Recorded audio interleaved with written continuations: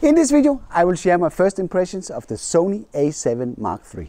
I've been a Canon shooter for many years. I actually had a Canon SL2, which is an entry-level DSLR that I've been using for most of my photos on the channel as well as the videos. I have been wanting to enter the full-frame game for a while and also upgrading my camera so I would be able to shoot 120 frames per second to provide some really smooth and nice slow-motion footage in some of the videos.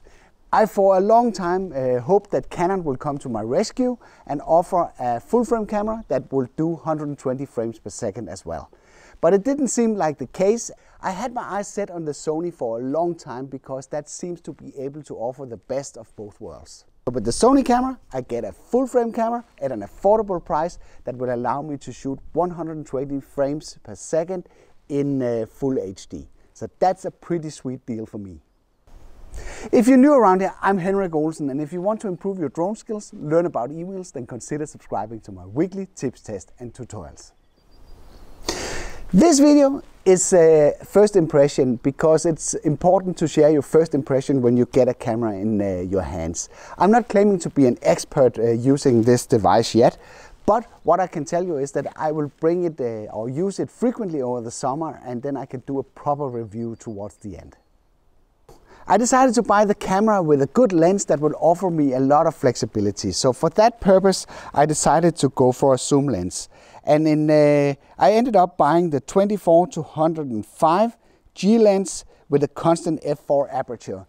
The brilliant part about that, it doesn't change the aperture or the exposure of my footage, even if I zoom in and out with the lens. So that's pretty sweet.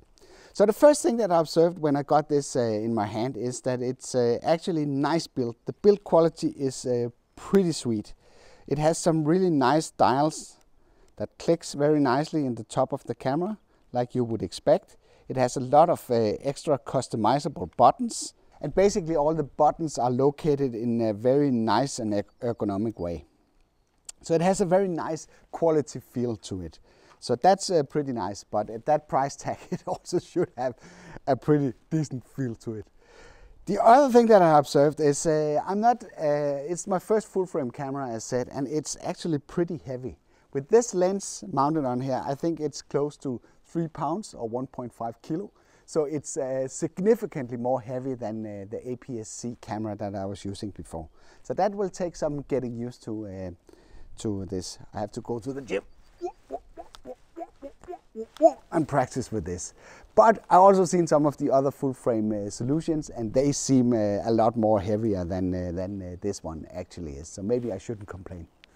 You can't get everything. It is impressive. It feels very, very good when you pick it up. So it feels almost as good as everybody else is saying, like the 600 other channels that have reviewed this camera. So that is super nice. So far I'm really happy with the camera. One thing that was a bit strange when I picked it up, there's actually no charger delivered with the camera when you get it. So you have to pop in the battery into the battery compartment, and then you have to basically charge it directly in the camera through either the micro USB port or the USB-C port that is located here on the side of the camera. So that was a pretty strange, and on top of that, it was actually discharged the battery when I got it. So you're spending the better part of $3,000 or more on a camera, and the first thing that you see when you try to fire it up is battery exhausted. In that way, I was a bit disappointed that I had to charge at least for an hour on the camera before I could even format the SD card. So that was a bit of a disappointment. Sony, you can improve that part. So this camera will not only allow you to shoot 120 FPS in full HD 1080p in 100 megabit, it will also allow you to shoot 4K, and you have two options there. You have 30 FPS and you have 24 FPS. At 24 FPS you can do this in 100 megabit as well. So that should produce some pretty nice looking video. One thing that was a big surprise for me, I have actually never tried that before, that is the electronic viewfinder. That is a brilliant piece of technology. And the way that works is that instead of being optical passed through the lens, like you would normally know from the older mirrored cameras. It's actually an electronic screen that's inside the camera that will show you what the lens or the sensor is picking up. Because it's technically not possible optical to go through the lens.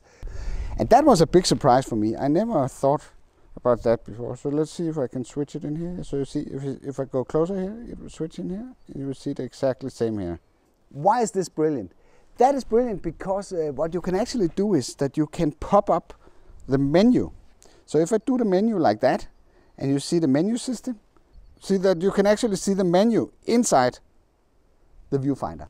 And this is pretty smart when you're outside and it's very sunny and you have a hard time seeing the screen because of glares and such. It's very nice that you can just put the camera up to your eye, and then you can see all the functionality that's in there.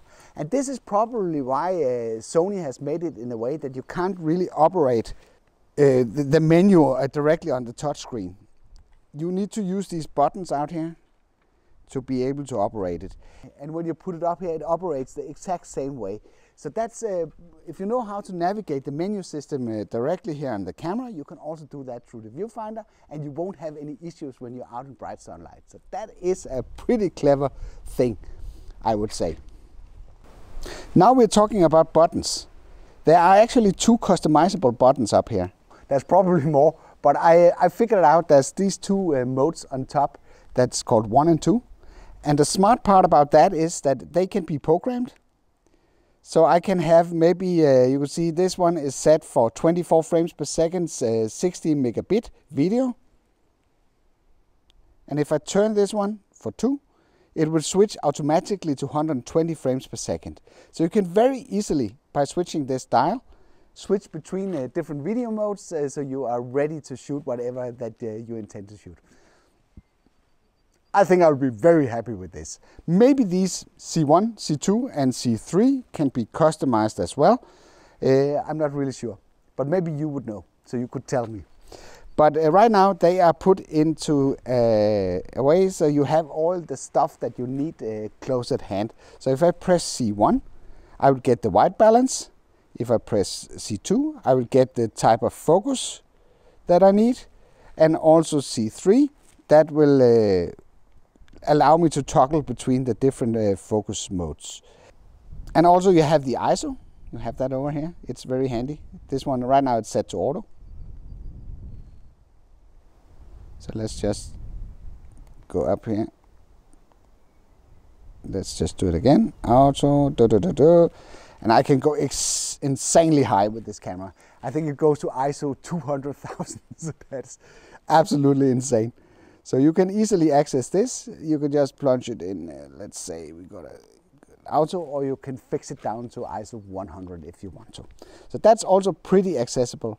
You can change whatever that the display is showing. You just do that on the disp button. It's kind of funny they call it disp, because that's normally like a customizable button that's called a disp. But this, in this case, it means display. So that is easy, very easy to operate this. I like to put it in a way so I can see the histogram, so I know what's going on. Oh, like that. Let's like that. So that will allow me to see what's going on. Also, changing some of the other components in the exposure triangle is pretty simple on this camera. It's made in a way so you can change the shutter on this dial that's in the front of the camera. That one will change the shutter speed. And the one here in the back will change the aperture. So the iris in the lens either open or closes. You can reverse them if you want to. So I want to set the shutter speed here close to the shutter button, and I want the aperture in the back. So that works pretty nice for me. Also the record button is located here close to the electronic viewfinder. So that's also, it's a bit close. It is a bit close when you film. It's close to your eye, but it's better than putting it somewhere else where it's out of reach. So in general, the ergonomics of this camera is pretty sweet. I think it's very nice to operate it, and I think I will be even more happy when I start to use it on a more regular basis, like I will do over the next few weeks. The menu system on Sony cameras are often criticized for being very messy and not very easy to operate. I don't think it's like that. I can understand why people would say that, because there's a lot of stuff going on in here. But it's also a very complicated camera, so there is a lot of options that you need to set. But just let me show you an example. On the first tab here, when you go in the menu, like that, you can see there's 14 sub-pages of stuff that you need to set. This can be a bit overwhelming, and I had to fiddle a lot back and forward and search YouTube to find out how to set this camera up so I could start shooting. But if you want to, I can make a separate guide at some point when I get a little bit more experience, showing you what is my preferred settings of the Sony A7 III. Let me know in the comment section below. I got the 24-105 lens because that would offer me the most flexibility, at least for my first lens, until I can afford to buy some additional lenses for the camera. But built into this camera, there is something that's pretty smart. That's called Super 35. With the Super 35, you could basically turn your full frame camera into a crop sensor camera. And how's that smart? Wouldn't the quality suffer from that? No, it will not, because the sensor is plenty big for shooting 4K footage. So in video, when it does that, you would actually magnify the picture with a factor 1.6. And that means that you can multiply your 105mm focal length with 1.6 and extending your zoom to an amazing, I think, 170mm. So this means that the total zoom range for this setup would easily be from 24 to 170. So that's pretty sweet in a single package. Another pretty cool thing is that this camera actually has 2 card slots. So if I just pop it up here, you can see that you have 2 slots here. The obvious use of this is, of course, you can use one card and then you can back up the other one. So you can basically configure it in a different way. If you don't want to use it for backup, you could define that one slot is used for video and the second one is used for photos. So you can do that, and that's pretty nice, especially if you have a fast video card that you want to use for video and maybe a little slower one that you want to use for photos. So that's a pretty smart move from the dear folks of Sony. Which for some reason they didn't implement it so the speed is the same on the 2 slots. So the slot 1 will take the fast card, where the slot 2 will take one that's a bit slower. And of course, after I recharged the camera and I formatted the SD card and all that stuff, I went out to shoot some photos with the camera. And I was pretty pumped to see what these full frame pictures would look like. And one thing that I noticed while shooting was that the electronic viewfinder it's a little bit rough. Even though I was pretty surprised by it when I got it, it is a bit rough. It's not a real representation of what the final picture would look like. At least if I judge by the JPEGs that is coming out of the cameras. Did he say JPEG? Yes, I actually said JPEG. And the reason why I mentioned that is because I haven't seen the raw photos from this camera yet. And why haven't I seen that? And that is because I found out, I almost got a heart attack when I found out that Lightroom, at least the desktop version that I'm using, is not supporting the raw files that is coming from this camera. So you have to fiddle around with some conversion or stuff to make that work.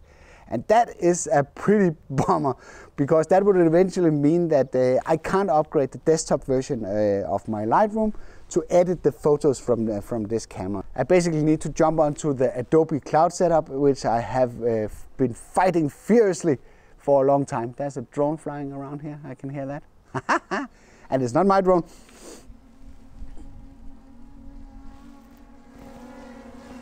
Ah, there it is. Okay, that was one up there.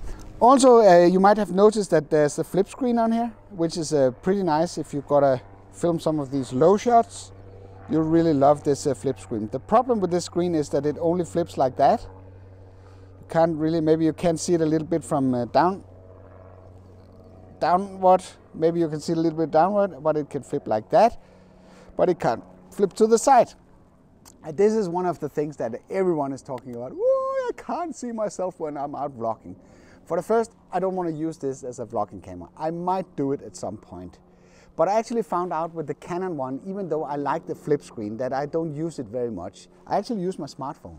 I use the smartphone and then I connect wirelessly to the camera, And that will give me an external monitor that will allow me to frame the shot, and I can adjust the most basic parameters. Another downside to the flip screen is that there's basically no way to tucking it away. That's one of the beautiful things with the Canon camera, is that you can basically twist the screen and then you can tuck it away, so it's safely and nicely protected.